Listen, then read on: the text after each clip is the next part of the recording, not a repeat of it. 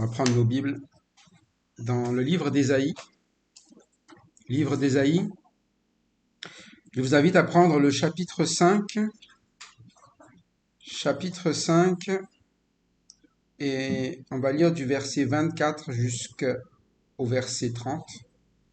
On terminera le chapitre 5 en lisant du verset 24 au verset 30 et on peut lire de ma droite à ma gauche. Voilà pourquoi, tout comme la langue de feu ne fait une bouchée de chaume, et tout comme l'herbe sèche incapable de résister à la flamme, leur racine sera pareille à de la pourriture, et leur fleur se dissipera comme de la poussière. En effet, ils ont méprisé la loi de l'Éternel, et ils ont repoussé la parole du Saint d'Israël. Idresse en entendant. Voilà pourquoi la colère de l'Éternel s'enflamme contre son peuple et il déploie sa puissance contre lui pour le frapper. Les montagnes tremblent et les cadavres sont comme des ordures en milieu de l'eau. Mais malgré tout cela, sa colère ne s'est pas détournée et sa puissance est encore déployée. Élève une bannière pour les peuples lointains et il en siffle des extrémités de la terre. Et voici, il arrive avec promptitude et légèreté. Parmi eux, personne n'est fatigué, personne ne tremble les pieds, personne n'a envie de dormir. Tous sont bien réveillés, aucun combattant n'a enlevé sa ceinture, aucun n'a détaché ses sandales. Ses flèches sont affûtées et tous les arcs sont durs. Les sabots de ses chevaux sont durs comme de la pierre et les bouts de ses chars ont l'aspect d'un plomb. Son chemin consulte une laine et rejette une violence. On le sait à la croix, il emporte personne. En ce jour, il y aura près de lui un mugissement, comme celui d'une tempête sur mer. Regardant la terre, il n'y aura que ténèbres, et des alternatives d'angoisse et d'espérance. Au ciel, l'obscurité règne. Merci. On se trouve à la fin de ce chapitre 5 et on a posé en fait le décor d'Ésaïe, l'environnement, sur ces 5 chapitres. À partir du 6e chapitre, on va basculer plutôt dans, je dirais, la manière pratique, très historique, mais là on a vraiment la partie, à quoi ressemblait exactement Juda, Jérusalem à l'époque. Et on le voit depuis le début, c'est ce qu'annonçait le Seigneur dans sa prophétie, c'est un peuple qui se sont révoltés contre leur père. C'était des enfants, mais des enfants nourris, élevés, mais ce sont des enfants qui n'ont pas d'intelligence. Ils ont beau recevoir de Dieu, un peu comme on l'a vu dans le chapitre 5, ils ont beau avoir été cette vigne dont s'est s'occuper l'Éternel, qui devait produire du fruit, et puis du bon fruit, le problème c'est que rien de bon n'est sorti de là. Donc c'est pas comme si ils n'en avaient pas les moyens. Parmi les autres nations, ils avaient vraiment, on va dire, un avantage énorme. Ils ont été, quand vous faites partie d'une maison avec tous les avantages d'une maison, vous avez tout ce qu'il faut pour réussir, comme on dit, hein. Au contraire, eux, ils sont devenus quoi? Il est dit, une nation, si vous vous rappelez, chapitre 1er, verset 4, au lieu d'être une nation sainte, ils étaient devenus une nation quoi? Une nation pécheresse. Et c'est important d'avoir la compréhension de l'histoire d'Israël et de Juda et de Jérusalem pour que nous-mêmes nous comprenions l'avantage que nous avons d'être des enfants de Dieu. Que nous-mêmes nous comprenions que nous avons un avantage d'être nourris par Dieu, par la parole de Dieu, d'avoir la révélation de Dieu, de vivre dans la maison de Dieu et qu'il est normalement pas du tout logique que nous devenions de plus en plus pécheurs. Nous sommes, comme le dit la parole de Dieu, un peuple saint, c'est-à-dire que nous devrions grandir différemment des autres. nous devrions toujours avancer dans la sainteté. Et c'est un peu ça, l'exemple ici de Jérusalem, de Juda. Jérusalem, c'est quand même le lieu où résidait le nom de l'Éternel. C'est-à-dire que quand les gens se posaient la question sur ce qui concernait l'Éternel Dieu, ils tournaient les regards vers où? Mais vers Jérusalem. Ah, c'est là-bas que ces personnes croient en l'Éternel.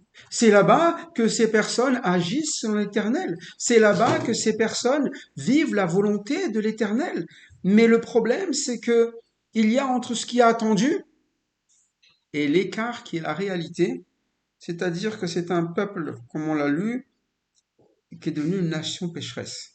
Et nation pécheresse, elle a le droit au salaire du péché. Dès le chapitre 1er, verset 4, il a annoncé la couleur. Il dit malheur à la nation pécheresse, au peuple chargé d'iniquité, à la race des méchants, aux enfants corrompus.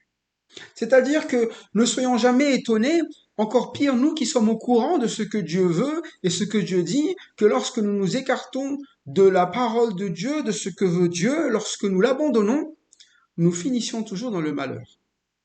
Ne pensons pas que parce que nous portons le nom, qui est un nom, eh bien, de peuple de Dieu ou enfant de Dieu, que nous pouvons nous permettre d'abandonner celui qui nous nourrit. Bien au contraire, ça sera encore pire. C'est pour ça qu'ils disent bien, ils ont abandonné l'Éternel, ils ont méprisé le Saint d'Israël, ils se sont retirés en arrière. C'est le terme.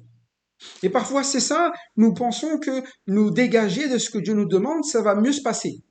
Mais quand Dieu le dit déjà à l'avance que c'est un malheur, eh bien, il nous fait comprendre qu'il n'est pas un menteur.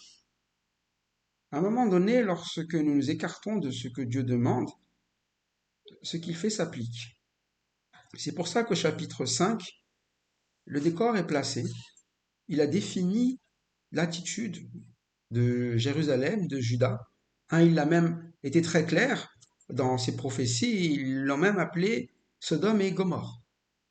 C'est pour indiquer vraiment que s'ils ne comprennent pas que ce qu'ils font aujourd'hui est exactement la même chose que la pire des nations, eh bien, on va dire dans la tête des Juifs, c'est que ils sont prêts à vivre un malheur malgré la compréhension de leurs actes. C'est pour ça que Dieu, quand même, à un moment donné, il va arriver un temps où, comme ils ne se repentent pas, il applique ce qu'il dit. Malheur. Et au chapitre 5, eh bien, c'est ce qui défile. Les malheurs. 6 fois, il va le répéter. Et 6 fois, il va insister pour indiquer les raisons. Des fois que parfois on se dise, je ne comprends pas pourquoi on en arrive là. Parce que parfois, c'est ça. On dit à Dieu, mais qu'est-ce qui fait que j'en suis arrivé là? Mais quand même, Dieu dit, mais je t'ai dit. Je t'ai donné un pays où vous deviez vivre ensemble. Il devait y avoir 12 tribus. Mais il semble que certains voulaient tout posséder. Et comme il dit au premier malheur, ils prennent champ à champ et après ils finissent par habiter seuls au milieu du pays. C'est-à-dire qu'à un moment donné, il n'y a plus cette pensée que Dieu voulait qu'il soit un peuple avec chacun sa part, tel que ça avait été donné au démarrage, mais ils sont en train d'essayer de grappiller pour avoir plus que les autres. Ils sont en train de réfléchir, eh bien, à une façon de faire qui est « et moi alors ?» Et puis, ils courent non plus, eh bien, après ce que Dieu demande, mais dès le matin, ils commencent à courir après les boissons, ils cherchent les animations, des festins, un endroit où au final, ils ont mis de côté quelque chose, dit le verset 12. 12, deuxième partie. Qu'est-ce qu'ils ont mis de côté? Ils ont mis quoi de côté? L'œuvre de l'Éternel. Ils ont mis de côté. Bon, les choses de Dieu, ça va un temps. J'ai d'autres choses à faire dans la vie. J'ai besoin d'avoir ce temps qui me plaît. J'ai besoin de mes festins, de mes luttes, mes tambourins, mes flûtes, et je cours après tout. Mais alors les œuvres de l'Éternel, bon, ça m'intéresse plus trop. Et puis, ils ne voient même plus ce que l'Éternel fait. Ils n'observent plus la main de l'Éternel dans leur vie.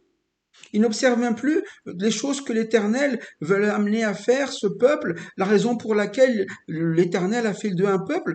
Non. Puis encore, ils ont des avertissements. Vous savez que c'est à cause de cela que les pécheurs ont des malheurs. C'est pour ça que le séjour des morts existe, c'est qu'à un moment donné, ceux qui ne se soucient pas de l'œuvre de l'Éternel finissent par une vie sans l'Éternel et une vie eh bien, de captifs, une vie eh bien, où nous finirons à un moment donné humiliés, abattus, alors que l'Éternel voulait eh bien, nous sanctifier, il voulait nous élever. Mais bon, si vous choisissez le malheur, très bien, malheur. Malheur parce que vous avez fait un choix. Malheur, comme il dit à ceux qui tirent l'iniquité avec les cordes du vice, hein. Et puis le péché, comme les traits d'un char, ils mettent un effort, ils tirent cette corde, ils utilisent même des chars, ils se donnent les moyens, mais pour des choses qui sont dans quel contexte, dans quel domaine? L'iniquité et le péché.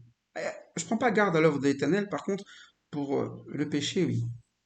Euh, et puis ça commence à se moquer, bof, de toute façon, ce que Dieu dit.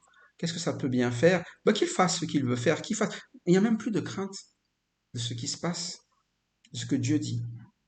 Et puis on commence à changer les choses. Bien, mal, mal, bien. Dieu définit clairement ce qui est bien dans sa parole et on l'appelle mal. Non, mais aujourd'hui, ça serait mal de faire ça. C'est mal ce que Dieu dit. Dieu demande des choses quand même, c'est abusé. Comment ça, je dois faire ça vis-à-vis de mon prochain? Comment je dois faire ça dans l'église? Comment je dois faire ça dans ma famille? Comment je dois faire ça dans la société? Pourquoi je devrais accepter tout ce que l'Éternel me demande? C'est mal. C'est nous maintenant qui commençons à définir le bien et le mal. Ce que demande l'Éternel, c'est mal, et ce que moi je veux, c'est forcément, c'est bien, hein. Mais le monde est déjà comme cela, hein. Plus on avance, tout ce que l'Éternel appelle bien, le monde l'appelle mal, et tout ce que le monde appelle mal, ben, l'Éternel il est très clair, il appelle ça, il appelle pas ça, ce que le monde appelle mal, l'Éternel l'appelle bien, ce que le monde appelle bien, l'Éternel l'appelle mal. Il donne vraiment ce qu'on appelle bon, et ce que nous devons vivre de bon. Il a voulu que nous le connaissions, hein. Qu'est-ce que dit simplement le verset 20? Malheur à ceux qui appellent le mal bien et le bien mal, qui changent les ténèbres en lumière et la lumière en ténèbres, qui changent l'amertume en douceur et la douceur en amertume. Et vraiment, pour nous, c'est un avertissement. Quand la parole dit qu'une chose est mal, elle reste toujours mauvaise. Quand la parole de Dieu dit qu'une chose est bonne, elle reste toujours bonne. Si nous ne comprenons pas pourquoi, ayons confiance en celui qui parle, celui qui nourrit. Celui qui nourrit, c'est mieux ce qui est bon que nous. Il sait faire la différence entre ce qui est mal et bien. Parce que nous avons un vrai souci, dit le verset 21. Nous avons tendance à quoi? Et c'est ça la source de nos malheurs.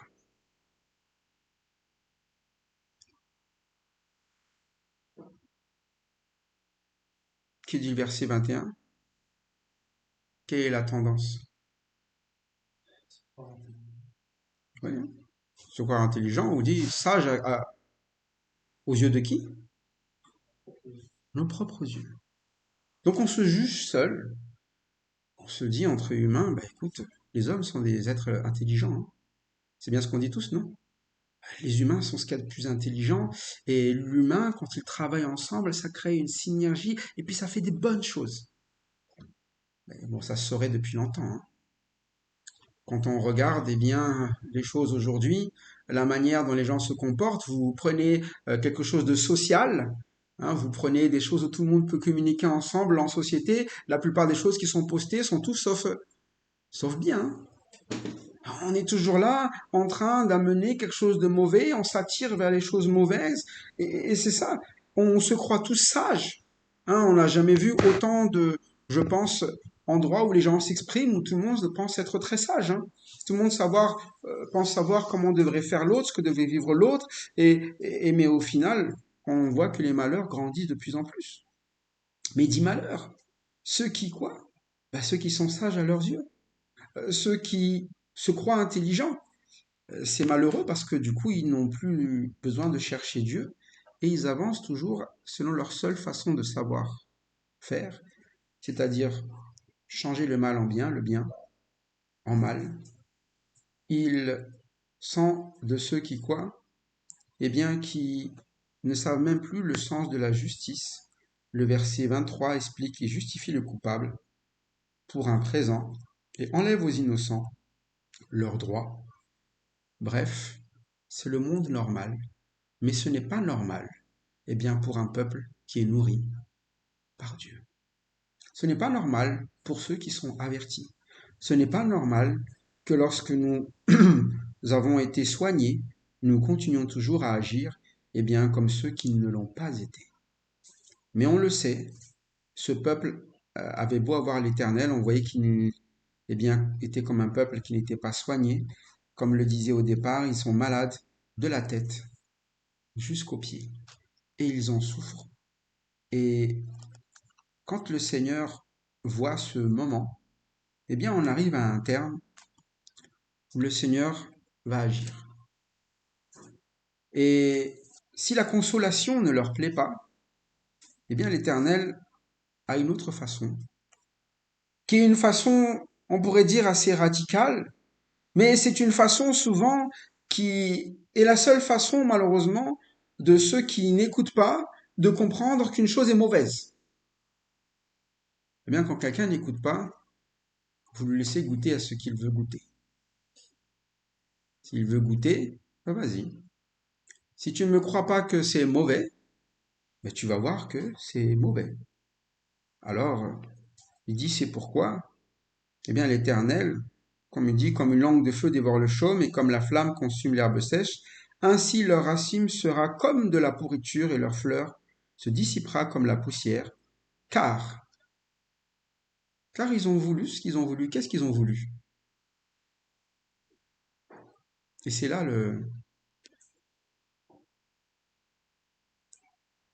qui fait toujours la différence. Qu'est-ce qu'ils ont voulu?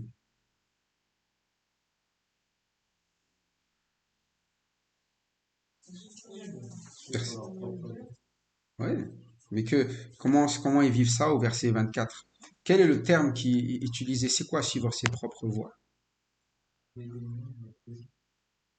C'est ça? Ils ont dédaigné une chose d'abord, ils ont dédaigné la loi de l'Éternel des armées. C'est-à-dire que l'Éternel leur a dit voilà comment ça se passe, et ils ont dit on méprise, ça va, on va faire ça. Mais aussi ils ont quoi? Ils ont méprisé, plus précisément de manière générale quoi? La parole du Saint d'Israël. Vous voulez vivre ça? Et vous savez quoi? La colère de Dieu, c'est de dire mais vous allez vivre ça alors. Parce que tout ça, c'était pour vous. C'était pour vous nourrir, c'était pour vous avertir, c'était pour vous faire vivre autre chose que ce qui se passe dans les nations. C'est pour que vous puissiez traverser, eh bien, je dirais, eh bien, ce monde de manière différente. Mais maintenant, eh bien, c'est pourquoi il dit quoi? La colère de l'Éternel s'enflamme contre son peuple. Maintenant, il n'y a plus rien qui vous protège, eh bien, de la colère de l'Éternel. C'est cette parole-là qui vous protège. C'est cette parole-là qui vous mettez à part des autres nations. Mais maintenant, vous allez voir, comme toutes les autres nations, vous allez connaître ce qu'on appelle, eh bien, ces combats où vous allez avoir Jérusalem et Juda chancellent, on l'avait déjà vu avant, mais là maintenant, ils sont complètement à terre. Les cadavres, comme des balayures des rues. Malgré tout cela, eh bien, la colère ne va pas s'arrêter. Et même, de manière active, l'Éternel va faire quelque chose qui peut nous paraître assez étrange parce qu'on dit mais c'est son peuple, mais son peuple, il lui a mis quelque chose, dit le verset 26, sur lui. Il a élevé quoi? Une bannière, c'est fait pour quoi? Qu'à un moment vous mettez des bannières, généralement? Oui, pour faire la guerre, mais justement, qu'est-ce qu'il y a au bout de la bannière normalement? Quand vous avez en haut, vous avez, c'est un repère, hein? Quand vous avez une bannière, c'est pour dire, ici se trouve le peuple de ce côté-là. Ici, un peu comme vous avez deux camps, pour pas confondre les camps, ici c'est mon camp, là c'est un autre camp. Mais en général, une bannière, vous le mettez bien de manière haut, de sorte que tout le monde voit. Mais l'Éternel les affiche. C'est un peu cela, hein. Il dit, c'est pourquoi, enfin, en tout cas, il élève une bannière pour, mais pas pour Israël, pour les peuples lointains, que tout le monde voit qu'ici il y a qui? Et ici il y a Il y a un endroit, c'est facile, hein. Il y a un endroit qui va être facile de prendre. C'est ça, hein. Il est en train de les marquer, ici, attaquer. Attaquer, ils ont décidé de vivre sans moi. C'est facile, prenez. Mais c'est ça quand on refuse l'éternel. À un moment donné, on se met à découvert. L'éternel dit, mais bon, vous voulez vivre sans? Bah, testez. Voilà, eux, ils veulent vivre sans moi. Allez-y.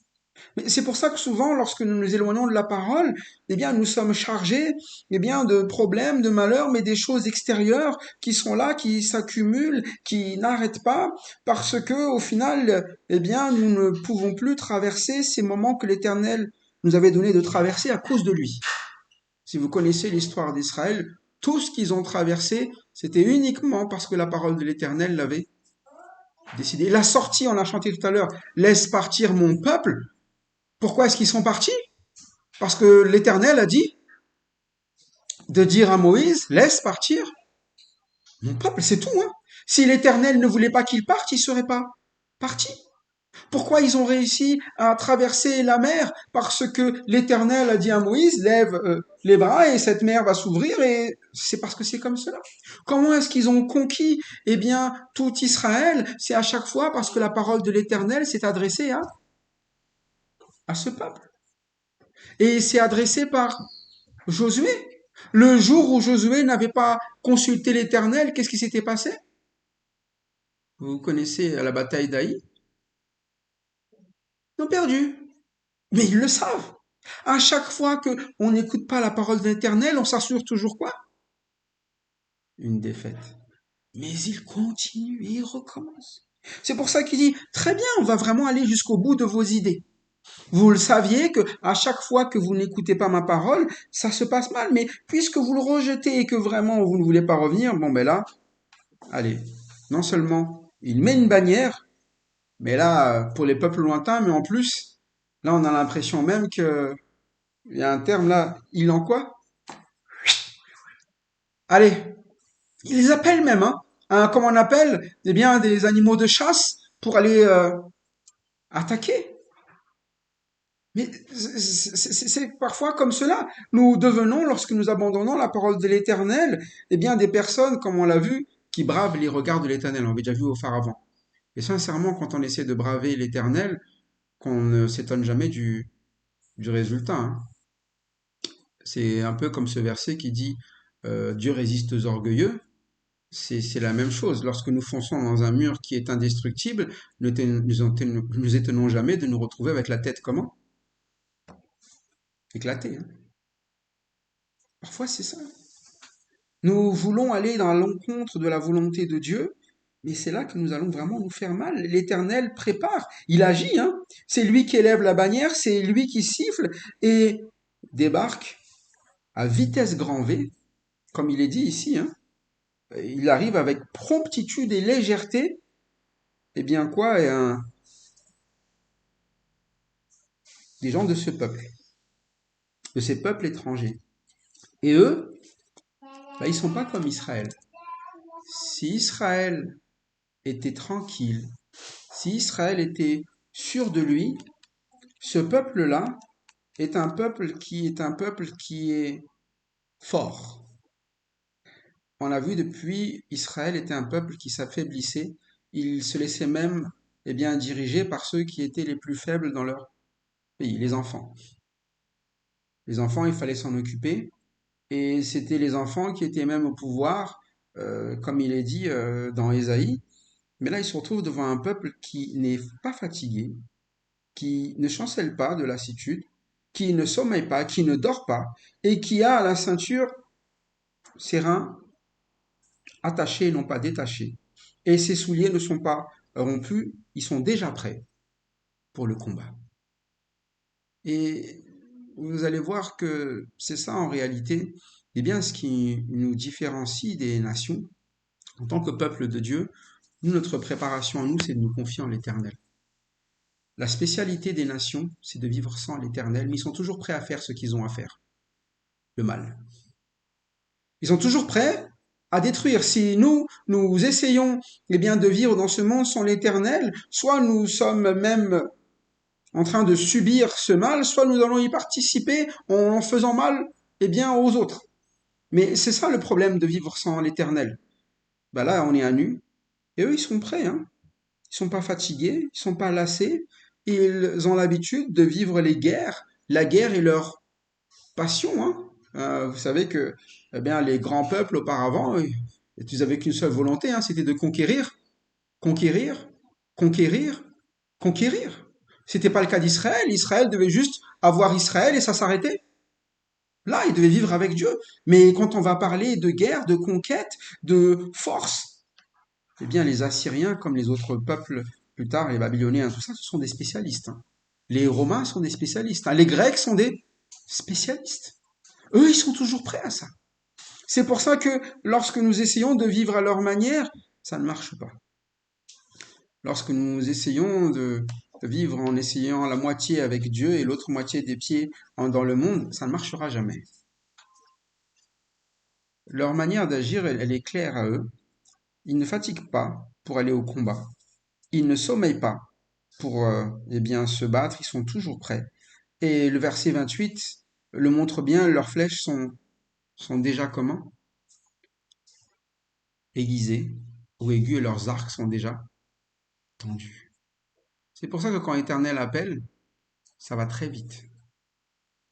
Alors, pour nous, d'un point de vue pratique dans notre vie de tous les jours, eh bien, ça nous amène toujours à la question, eh bien, de ce qu'on appelle vivre en tant que chrétien, mais sans la parole de Dieu. Quand on essaie de vivre sans la parole de Dieu, c'est un peu comme quand vous avez, eh bien, différents types de plantes. Vous avez des plantes, elles ont besoin d'être beaucoup arrosées, et vous avez des plantes qui ne faut surtout pas beaucoup arroser. Eh bien, c'est un peu comme ça entre nous et les nations. Nous n'avons besoin d'être beaucoup arrosés. Si nous essayons de vivre dans un environnement identique à une plante qui n'a pas besoin d'être beaucoup arrosée, nous sommes sûrs de quoi? De finir fanés quand même. On n'est pas identiques. Souvent, nous pensons que nous sommes exactement comme les gens des nations, comme les Israël. Ils enviaient qui? Ben, les nations. Ils enviaient tout ce qu'ils avaient. Ils enviaient leur manière de vivre, mais l'Éternel leur a déclaré, moi j'ai fait de vous mon peuple. À partir du moment où c'est le cas, vous ne pouvez pas vivre comme les autres. De même, nous, lorsque nous avons donné notre vie au Seigneur, ben, la Bible nous dit que toutes choses sont devenues nouvelles. Les choses anciennes sont passées. Ce n'est plus possible de vivre comme avant. Si vous essayez de revenir à la vie d'avant, si vous êtes au Seigneur, le Seigneur ne vous laissera pas prospérer dans cette vie-là. Il amènera même de quoi vous rappeler que vous ne pouvez pas survivre dans ce milieu-là. Pourquoi est-ce qu'il nous fait cela? Ben, pour que nous revenions dans notre milieu. À quel moment Israël revient toujours? À quel moment? On peut revenir dans Ésaïe, hein. Ésaïe, chapitre 1er,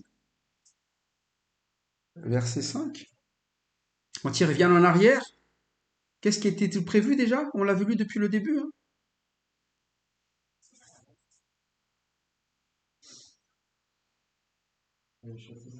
Oui.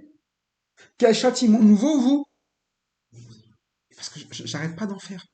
On n'arrête pas. Il y a même plus, là, imagine quand même, c'est l'Éternel qui dit, je sais même plus. J'en ai tellement déjà fait avec vous. Tout pour vous ramener à chaque fois. Mais à chaque fois, c'est pour ça qu'on revient toujours à la même chose. Israël est libéré et Israël redevient. Israël est libéré et Israël devient. C'est un cycle qui n'arrête pas. Mais parfois, en tant que chrétiens, c'est cela. Nous sommes délivrés de nos péchés et nous retombons toujours dans quoi? Et nous sommes délivrés et nous revenons toujours dans quoi? Mais c'est aussi absurde que cela. Il nous a fait pour marcher en nouveauté de vie. Il nous a pas fait pour faire des hauts et des bas. Et c'est le cas, là. C'est ce qu'il dit au chapitre 5. C'est un moment où, quand on va, eh bien, vivre ces attaques, vivre dans ce monde, il dit au verset 30, en ce jour, il y aura près de lui un mugissement. Et qu'est-ce qu'il est précisé? Comme celui d'une tempête sur la mer, en regardant la terre, on ne verra que les ténèbres avec quoi? Qu'est-ce qu'il y a avec? Comment ça se passe? En regardant sur la terre, on ne verra que ténèbres avec des alternatives, dit le verset 30, de quoi? L'angoisse et l'espérance. Vous voyez la manière de vivre? C'est que les alternatives, c'est quoi? Un peu de quoi d'abord, et puis un peu de? Un peu d'angoisse et un peu de? Ténèbres. Hein? Ténèbres, moi, Espérance. T'as pas espérance? je sais pas. Oui. C'est en regardant la terre, on ne verra que ténèbres avec des alternatives d'angoisse et Et la lumière d'espérance. sera obscurcie par la lumière. Et t'as pas d'espérance? C'est le verset 30. Relisez votre version, hein. Un jour, Mhm. Vas-y. Relisez votre version, comme ça je l'ai. euh, d'épais nuages couvriront la lumière.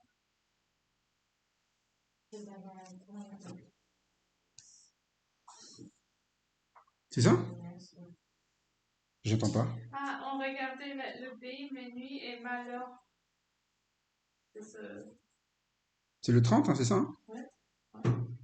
Et vous avez... J'ai pas relevé, je crois. Bon, dans ce passage, qu'est-ce qu'on voit? Vous, qu'est-ce que vous voyez dans votre passage? Ça ressemble à quoi? Tu as ténèbres et angoisse? Moi, j'ai nuit et malheur. Nuit et malheur. Alternative. Ténèbres et l'angoisse. Alternative des ténèbres et l'angoisse. Pardon. L'angoisse et L'angoisse et l'espérance. Voilà. Vous avez angoisse et espérance? Oui. Non, parce que je demande, hein, c'est ce que l'on savait peut-être. Dans l'alternance, il n'y a pas d'espérance. Vous n'avez pas l'espérance? Dans ce qu'on a. Non, j'ai que du malheur. Non, parce que c'est important, c'est qu'on a dans ce passage, en fait, l'ambiance qui va être vécue. Et c'est ça quand on s'éloigne de l'éternel.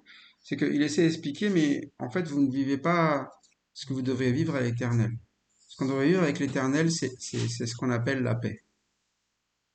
La grâce et la paix. C'est ce que nous devons vivre en tant que chrétiens. Mais une alternative entre l'angoisse et l'espérance ou des ténèbres, là, un peu nuageux, c'est pas fait pour nous. Nous ne sommes pas faits pour vivre là-dedans. Mais surtout, ce sont des choses, on voit qu'il n'y a pas de régularité. Entre l'angoisse et l'espérance, il y a quand même un écart, hein. Ça veut dire qu'à un moment donné, vous savez, c'est un peu comme tout le monde ici, c'est parfois on vit bien, tiens, ça, là je me sens bien, et puis 2 mois après, la personne, tu le retrouves comment? Boum. Ben, je pensais que, ouais, mais quelque chose est arrivé là, et hop, le choc. Et là, ténèbres pendant. Et puis là, hop, un petit coup de.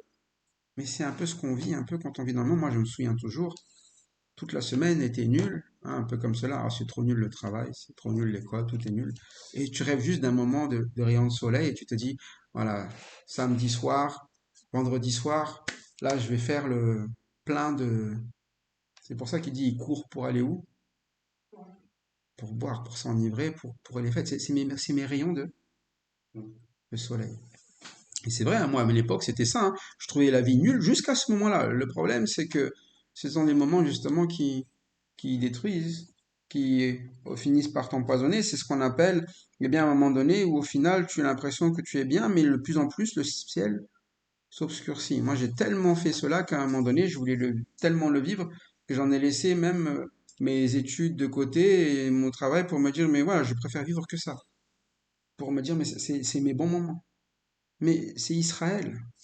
C'est un peuple qui était fait, non pas pour vivre eh bien, dans les ténèbres, c'est un peuple qui était censé être la lumière au milieu des nations. Mais c'est vrai pour nous. Nous avons été amenés des ténèbres à la lumière.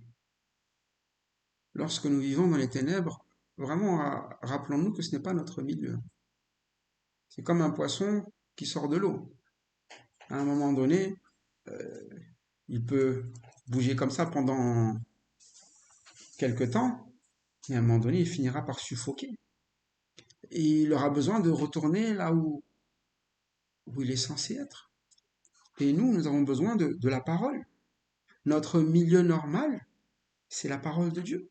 Notre nourriture, c'est la parole de Dieu. Tout ce qui nous est nécessaire, c'est simplement de nous confier dans cette parole, mais lorsque nous la méprisons, nous nous mettons en danger. Et c'est ce passage qui est en train de le conclure dans ces 5 premiers chapitres qu'on a vus, où le danger, lorsque l'Éternel l'annonce, malheur, malheur, malheur, on en voit les détails jusqu'à la conséquence et la réalité. Et ça, c'est une présentation spirituelle qu'on a vue depuis le début de Jérusalem, de Juda, mais bon aussi dans le fond d'Israël. Et dans la suite, il va, après cette présentation, montrer quand même les événements qui montrent cette réalité, comment l'Éternel s'est vraiment occupé de ce peuple. On va voir au chapitre 6 que l'Éternel déjà a appelé quelqu'un pour s'occuper de ce peuple. Et il a appelé quelqu'un pour ramener ce dont a besoin le peuple. On l'a vu, c'est un peuple qui avait besoin de la parole. Donc Ésaïe a été appelé pour faire une chose, pour leur donner quoi? La parole. Et il va le faire. Il va le faire, comme on a vu, aux personnes premières qui sont censées s'occuper du pays, au roi. C'est pour ça que Ésaïe, c'est souvent, on dit quand même le prophète des rois. Il s'adresse au roi, généralement directement. Il a commencé son ministère dans la dernière année d'Osias, il a connu Jotham, comme on l'a vu au démarrage, et il va s'adresser à Akaz. Et quand il va s'adresser à Akaz, il va s'occuper de Akaz. Par Ésaïe, Akaz va s'échapper des problèmes. Pourtant, qu'est-ce qu'il va faire Akaz? Vous vous rappelez? Il va même fermer le temple, plutôt. Et il va vendre même les choses qui sont les choses de Dieu. Ça va un temps. Merci, tu m'as donné la victoire. Mais maintenant, c'est parfois comme ça, nous. Merci Seigneur, tu m'as sauvé. Mais après, le reste de ma vie, c'est bon, tu peux sortir maintenant. Ça m'intéresse plus. Mais c'est pour ça que, à un moment donné, le malheur vient de là. L'Éternel s'occupe, il a averti, et Akaz va être une source de malheur. Mais on va voir le contraire dans la vie d'Ézéchias. Mais quand même, c'est pour ça que Ésaïe va être appelé. C'est pour ça que c'est au chapitre 6 qu'on voit l'appel d'Ésaïe, pas avant. Parce qu'il d'abord il montre toute la partie spirituelle, où on est tout ce peuple, et pourquoi est-ce que Ésaïe a été suscité à ce moment-là. Alors ça nous amène pour nous à avoir une question simple, c'est par rapport à notre relation avec la loi de l'Éternel, à la parole du Saint d'Israël. Est-ce que réellement nous nous en préoccupons et nous vivons par elle? Est-ce que nous cherchons réellement et croyons réellement que dans ce qu'elle dit, nous pouvons échapper au malheur? Ou nous faisons comme Israël en disant, bon, écoute, qu'il fasse ce qu'il a à faire, qu'il exécute ce que... moi, j'ai pas peur. Celui qui n'a pas peur de l'Éternel ou qui ne craint pas l'Éternel, c'est celui qui, ne fait pas du bien à son âme. C'est ce qu'il expliquera. C'est même par cela que nous préparons le mal à notre âme.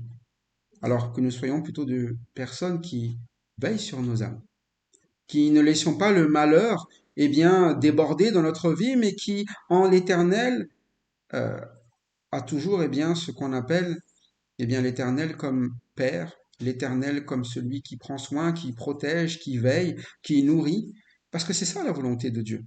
C'est que nous ne soyons pas comme les nations, que nous soyons nourris et toujours grandissants. Mais si nous nous affaiblissons dans notre foi, dans notre vie spirituelle, c'est parce que nous dédaignons ce qu'est la parole de l'Éternel, nous le méprisons, et que nous soyons donc encouragés et nous encourageons ensemble plutôt à la consulter, à vivre ensemble par elle, à amener les autres toujours, comme le feront dans le futur, les nations vers la maison de Jacob, à venir toujours à l'écoute de l'enseignement de la parole de l'Éternel, à venir marcher dans les voies de l'Éternel, à faire plutôt attention à l'œuvre de l'Éternel, et c'est à cela que nous devons travailler nous-mêmes les uns avec les autres. Que Dieu en tout cas nous y encourage et que nous puissions toujours nous exhorter à cela les uns les autres pour la gloire de notre Dieu et Sauveur qui nous a amené Christ pour le salut de notre âme. À lui seul la gloire. Amen.